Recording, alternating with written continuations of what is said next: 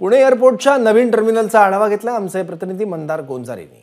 पुणे एअरपोर्टच्या नवीन टर्मिनलचं हे नवं रूप, लोहगावला जो आधीपासूनचा एअरपोर्ट आहे त्याला लागूनच हा नवा टर्मिनल पुणे एअरपोर्टचा या ठिकाणी उभारण्यात आलाय।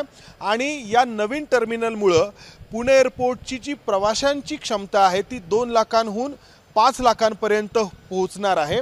आपण जर पाहिलं तर हा नवीन टर्मिनल पूर्णपणे बांधून पूर्ण झालेला आहे। सगळ्या सुविधा आपल्याला या ठिकाणी पूर्ण झाल्याचं पाहायला मिळत आहेत। आणि जेव्हा प्रवाशांचं आगमन होईल, जेव्हा प्रवासी या एअरपोर्टच्या बाहेर येतील, तेव्हा गड किल्ल्यांची जी प्रवेशद्वार असतात तशा स्वरूपाची प्रवेशद्वार या प्रवाशांच्या स्वागताला इथं तयार असतील।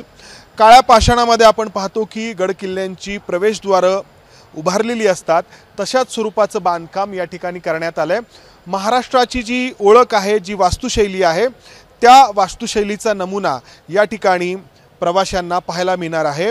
खरं तर गेल्या अनेक दिवसांपासून हे नवीन टर्मिनल बांधून पूर्ण आहे, मात्र पंतप्रधान नरेंद्र मोदींच्या हस्ते या नवीन टर्मिनलचं उद्घाटन होणार असल्यामुळे त्यांची तारीख मिळणं महत्त्वाचं आहे असं सांगण्यात येतंय। केंद्रीय वाहतूक मंत्री ज्योतिरादित्य सिंधिया यांनी या ठिकाणी येऊन या नवीन टर्मिनलची पाहणी केली, मात्र पंतप्रधान नरेंद्र मोदींची तारीख नक्की होत नसल्यामुळे या नवीन टर्मिनलचं उद्घाटन होणं रखडले असा आरोप विरोधकांकडून करण्यात येतोय। ज्योतिरादित्य सिंधिया यांनी देखील लवकरच राज्यातील नेत्यांशी बोलून याबाबत तारीख नक्की करू असं आश्वासन दिलंय।